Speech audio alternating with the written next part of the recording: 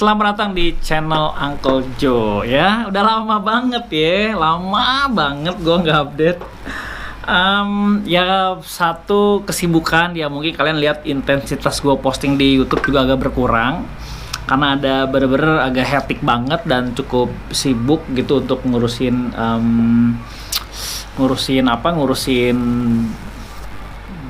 project ya, baik yang di persamaan mau yang di BSD udah selesai anyway, gue udah per kemarin lah, tapi gue kan masih ada kontrak 3 bulan lagi gue untuk mendampingi ya, pendampingan dari klien gue. Jadi gue cukup serius lah pokoknya kalau ngehandle satu klien gitu ya, gue cukup serius dan gue harus bisa mempertanggungjawabkan apa yang dipercayakan sama gue. Oke, anyway, ini pertanyaan yang udah cukup lama ya, semingguan lebih yang gue belum sempet balas, tapi gue udah jadiin bahan diskusi nih di grup, di komunitas. Gue jadiin bahan diskusi dari Yastek ini nih ya, nama akunnya tuh Yastek, nanti gue kasih screenshotnya di sini. Nah, ini cukup menarik topiknya, kita bedah ya sama-sama ya, menarik banget nih ini. banyak banget ya kasus-kasus ya ternyata ya. Oke, kita cek dulu deh nih gue ceritain nih. Uncle minta saran dong. Oke, gue nggak tahu manggilnya siapa nih ya, tapi dia nama akunnya Yastek. Uncle minta saran dong. Saya sudah buka coffee shop 2 tahunan dan sudah lumayan ramai dan lumayan dikenal di kota saya, dan gue nggak tahu kota mana, dia ada nggak tulis. Pertengahan 2020 saya ditawarin untuk buka cabang oleh rekan saya dengan modal 100% ditanggung mereka di lahan milik mereka. Oke, jadi berarti lo udah punya partner dong berdua nih, si Yastek sama partnernya atau rekannya itu ya. Tapi dengan kendala jarak tidak sampai 2 km. Oke. Dari kedainya dia nih nggak nyampe 2 kilo. Kayak kalau dari sini ke Artisan Kopi kali ya. Dan mereka ingin tetap menggunakan brand. Oke, mau buka cabang, dimodalin sama dia, tempat semua 100% sama mereka, tapi dengan brand kita. Oke. Setelah persetujuan dan lain-lain, akhirnya dibukalah kedai tersebut dengan konsep yang saya punya dan ikon dari kedai saya yang pertama. Ya berarti cabang dong, atau franchise ya, mungkin tidak franchise karena ada rekannya, ya cabang lah ya. Nah, udah gitu gue nggak tahu nih si Yastek punya benefit apa nih dari sini nih. Kalau Uncle Joe kan ya lu bayar franchise fee gitu, bayar valuasi brandnya. Nah, kalau dia nggak ditulisin di sini nih. Setelah berjalan beberapa bulan, cabang tersebut belum bisa mencapai target, tapi tempat saya masih ramai dan terkendali karena para customer masih lebih memilih di kedai saya yang pertama. Padahal promo dan acara-acara sudah sering digelar. Nah, di sini saya mulai dipermasalahkan dan tanpa sepengetahuan saya, si rekan tersebut mencari pengelola baru. Oh, berarti lo dijadiin pengelola dong di kedai baru itu ya. Dan secara sepihak diputuskan, terus si partnernya dia mencari rekan baru. Wah, ini sih keterlaluan sih. Sakitnya tuh gitu. Akhirnya saya di-cut secara sepihak tuh kan. Dan karena saya tidak punya saham di sana, gimana caranya lu nggak punya saham, bro? Akhirnya saya mundur dengan syarat konsep dan icon saya dihilangkan, tidak boleh dipakai, dan saya minta untuk mereka rebranding kedai mereka. Wajar.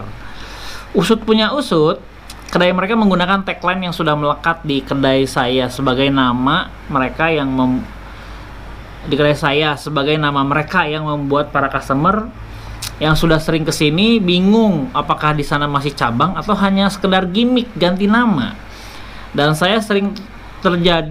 yang sering terjadi adalah mereka menganggap itu masih cabang, customernya masih menganggap itu cabangnya kita. Dan pada saat janjian atau kumpul banyak yang salah. Ada yang janjian kumpul di kedai pertama tapi nyasar ke kedai baru itu. Oke. Yang lebih berat lagi bagi saya adalah para pegawai saya banyak yang diambil untuk bekerja di sana dengan alasan masih cabang dari kedai saya. Oke. Sayangnya perizinan logo dan nama kedai saya belum juga turun. Saya juga sering memberikan informasi di sosmed bahwa kami tidak lagi beroperasi di kedai baru tersebut dan kami tidak bertanggung jawab jika ada problem yang mengatasnamakan kami. Karena akhir-akhir ini banyak customer yang DM di Instagram saya dan ada juga yang komplain tentang pelayanan kedai baru tersebut. Sampai-sampai ada yang memberi rating jelek. Menurut Uncle, apa yang bisa saya lakukan agar para customer tidak bingung dan yang saya tawarkan masih menilai kedai yang baru adalah milik cabang dari saya? Gimana guys menurut kalian ya? Jadi gue contohnya Uncle Jo deh ya, kayak Uncle Jo, terus gue punya partner gue bikin Uncle Jo yang lain dengan 100% mereka dan gue pengelolanya. Lalu karena tidak ramai di sana, gue di-cut terus sepihak gitu ya, dan mereka mencari pengelola baru dan gue nggak ada saham di situ, tapi gue minta brand Uncle Jo dan lain-lain ditarik ke sini. Terus karena jaraknya deket, kan gue punya tagline kan kayak happiness inside ya. Nah ternyata mungkin di sana bukannya kedai kopi happiness inside, mungkin begitu ya.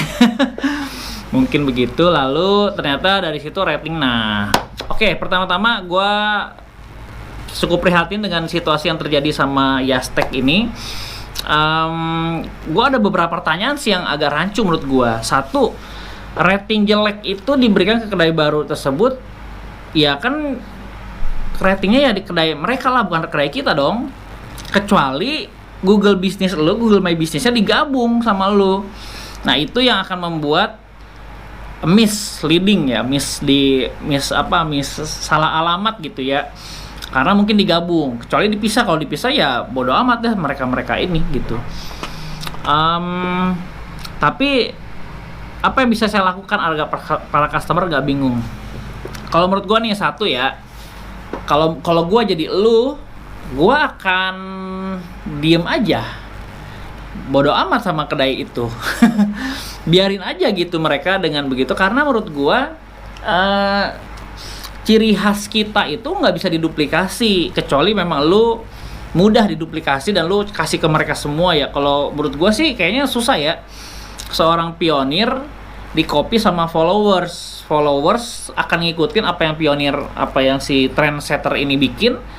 Nanti si trendsetter ini pasti dia selalu akan menemukan jalan cara baru, inovasi baru dibanding si followers gitu. Kalau menurut gue sih gitu. Dan lu nggak usah khawatir juga ya Stek, karena lu fokus aja sama cash flow. Lu udah nggak usah peduliin mereka, lu udah nggak usah peduliin apa yang mereka lakukan. Barista lu mau diambil juga silahkan gitu, biarin aja.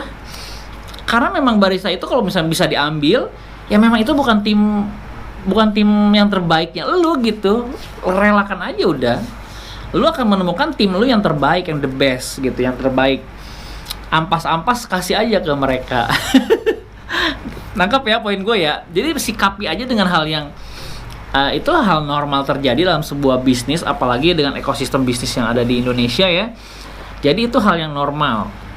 Ya jadi elunya nggak usah bingung dulu, dan elunya nggak perlu merasa sakit hati atau terluka. Gue yakin sih lu pasti ngerasain lu dikhianati mungkin sama rekan lu, sama partner lu. Jadi hal-hal yang sebetulnya lu bisa lupain, jadi lu masih nempel di sini karena ada hubungan emosi gitu ya.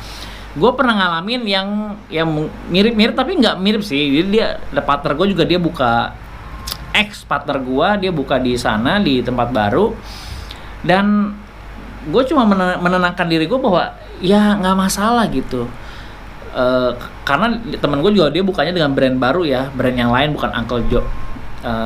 Tapi ya bagi gue diem-diem gitu secara sepihak dia buka outlet baru gara-gara belajar di sini, belajar bareng, tiba-tiba dia buka sendiri tanpa ada ngomong-ngomong gitu ya. Jadinya kan jadi ada konflik kepentingan. Kalau di gua problemnya itu. Kalau di lu mah menurut gua sih ya udah, dia anggap aja mereka seperti outlet baru yang bukan dari lu. Biarin aja, nanti market akan kebentuk kok. Lu yang penting fokus sama konsisten dan cukup sekali memberitahukan pada customer bahwa itu bukan tempat kita, bukan lagi tempat kita, dan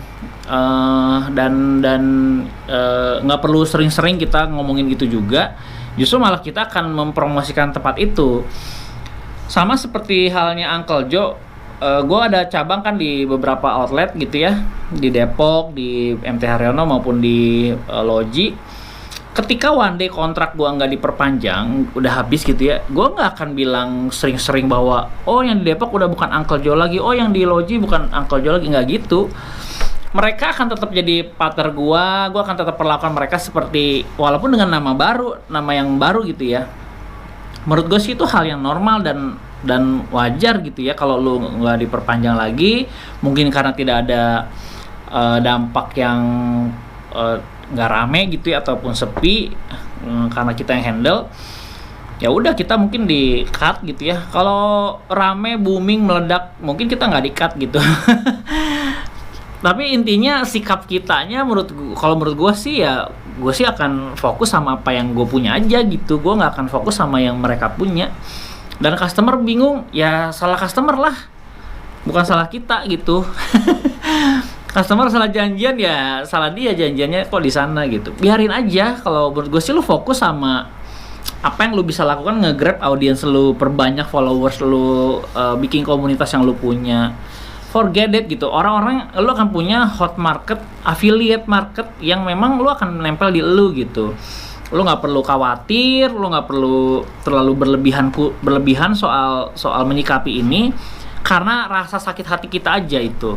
Nah menurut gue itu nggak bagus kalau kita piara rasa sakit kita, rasa dendamnya kita atau kecewanya kita sama partner ataupun sama orang lain ya. Karena ada hubungan emosi inilah sebetulnya. Jadi lu agak kurang bisa move on. Nah saran gue adalah, ini terjadi sama gue juga banyak beberapa yang gue disakiti gitu atau terluka lah karena ada hubungan emosional. Bahkan orang-orang terbaik gue yang di kitchen, yang dimana tuh pindah ke tempat itu. Tapi yang gue lakukan, diem aja, biarkan isu itu berjalan, menggulung seperti bola salju. Biarkan aja itu di mereka. One day bola salju itu akan membentur satu tembok dan pecah gitu. Kalau gue sih gitu ya, gue nggak mau pusing gitu. Kayak sekarang lagi rame tuh kayak lagunya yang gue bodo amat itu ya, yang di TikTok rame ya. Menurut gue itu bentuk lu nggak bodo amat gitu sama orang lain. Ketika lu ada yang ngehina lu, ada yang ngecewain lu, dan lu bikin konten gue bodo amat, itu adalah itu bentuk lu nggak bodo amat gitu. Lu bentuk lu tuh care sama apa yang diomongkan mereka. Kalau gue mah diem aja. Gue bener-bener nggak peduli sekali gitu dengan omongan orang lain, apalagi yang buruk tentang kita. Gue jujur tidak peduli. Itu sih bodo amatnya gue tuh dalam bentuk ya gue nggak perlu responi itu gitu. Dan yang khusus buat lu adalah lu fokus aja bro, jadi brand yang besar di kota lu itu, jadi brand yang gede, jadi brand yang diakui bahkan oleh pemerintah gitu ya. Itu aja lu fokuskan. Jadi lu gak usah khawatir sama mereka. Mau mereka mau curi ide lu kek, ilmu lu kek, biarin gitu. Ya biarin aja gitu. Karena pada akhirnya lu yang akan membesarkan kedai lu gitu. Kalau mereka lebih besar ya berarti mereka punya tim yang lebih solid, yang lebih bagus, dan itu rezeki mereka, biarin aja. Yang penting lu cash flow-nya lu sehat, lu bisa fokus sama anak bini kalau udah nikah, lu bisa happy sama karyawan lu gitu. Udah biarin aja. Jadi karena kalau kita ngurusin itu mulu, malah kita nggak sehat psikologis kita malah pusing gitu ya. Nah next ke depannya, kalau ada kejadian, ada peluang untuk lu kerja sama lagi, bikin yang lebih benar ya, bikin yang lebih serius. Jadi bikin MOU-nya, kasih harganya, brand value-nya berapa ya, ditulis, dibikin dalam hitam atas putih. Jadi jangan kayak sekarang tiba-tiba lu bisa diputus kontrak gitu. Karena bisa kayak gitu kenapa? Karena gue yakin tidak ada perjanjian tertulis. Kayaknya sih begitu deh ya. Jadi pembelajaran juga buat teman-teman yang lain yang nonton video ini, bahwa dalam kerjasama bisnis ataupun dalam hubungan pertemanan, apalagi dalam berbisnis, pahami bahwa ya temen lu juga nggak akan selama jadi temen kalau bisnisnya itu lu nggak landasi dengan dasar yang benar gitu. Lu boleh nggak cocok sama mitra lu, partner lu ya, tapi lu harus bekerja sesuai dengan apa yang ditulis di perjanjian. Kalau salah satu dari lu keluar dari apa yang udah kita bicarakan dalam bentuk tulisan itu, di situ baru ada hal yang ngeganjel, ada hal yang nggak nyaman. Tapi selama semuanya berjalan sesuai dengan apa yang kita tulis, semuanya oke, everything is okay. Ya, contohnya kayak gua itu kan buka franchise gitu kan. Partner gua nih, kakak gua sendiri, gua bisa aja diem-diem tanpa ada persetujuan dia ataupun gimana ya. Tapi gue tetap, ketika gue beli ada yang franchise Uncle Joe, tetap itu semua hal-hal yang berkaitan dengan uang itu masuknya ke Uncle Joe, bukan ke gue gitu. Karena apa? Karena gue melakukan hal yang sesuai dengan MOU itu gitu ya. Jadi ketika partner gue misalkan mitra gue melanggar ketentuan di MOU, yang gue lakukan apa? Gue cuma lihat, oh ya udah, berarti dia bukan partner gue nih, gitu aja. Gue nggak akan marah ataupun akan menuntut, enggak. Gue akan lihat, oke, lu udah melanggar, berarti gue next ke depannya gue tidak akan bekerja sama lagi dengan orang itu gitu. Jadi menurut gue sih ya fokus aja gitu. Oh ya cukup, ya udah gue perbaiki apa yang bisa gue lakukan gitu. Itu aja sih paling. Ya, gimana menurut kalian? Gue nggak tahu sih kalau teman-teman yang punya pandangan berbeda ya. Tapi menurut gue sih semuanya harus ditulis dalam bentuk kontrak MOU supaya nggak ada kayak gini-gini gitu. Ini kan terjadi gara-gara ada ruang untuk lu melanggar gitu, ada ruang untuk melanggar. Sedangkan kalau ada MOU, ketika ada ruang untuk melanggar, diingetin sama isi MOU itu. Oh berarti lu melanggar. Kalau melanggar apa nih konsekuensinya? Kan ada ditulis dalam MOU itu, pasal-pasalnya kan ada ya. Jadi teman-teman begitu belajar dari kasusnya Yastek ini, partner kita pun juga harus dilindungi. Kalau misalkan dia mau buka cabang, itu gimana prosedurnya? Kayak gue nih, gue mau buka cabang Uncle Joe, ya ada prosedurnya, ada ketentuannya bahwa gue berdiri sebagai Uncle Joe, bukan sebagai orang pribadi gitu. Banyak banget yang mau ngajak gue untuk joinan gitu ya, untuk kita buka ini, gue mau aja, tapi semuanya di jalur yang benar gitu, bahwa gue berdiri sebagai Uncle Joe, bukan sebagai gue personal gitu loh poinnya. Mudah-mudahan mencerahkan buat teman-teman yang nonton ataupun yang Yastek. Semoga kedepannya bisa dapat kesempatan untuk ekspansi lebih besar dan lebih benar. Gue rasa gitu aja ya, bedah kasus kali ini. Nanti kita lanjut di bedah kasus yang lain. Sampai ketemu, dah. Thank you ya yang udah nonton video ini. Jangan lupa subscribe sebagai bentuk dukungan lo terhadap channel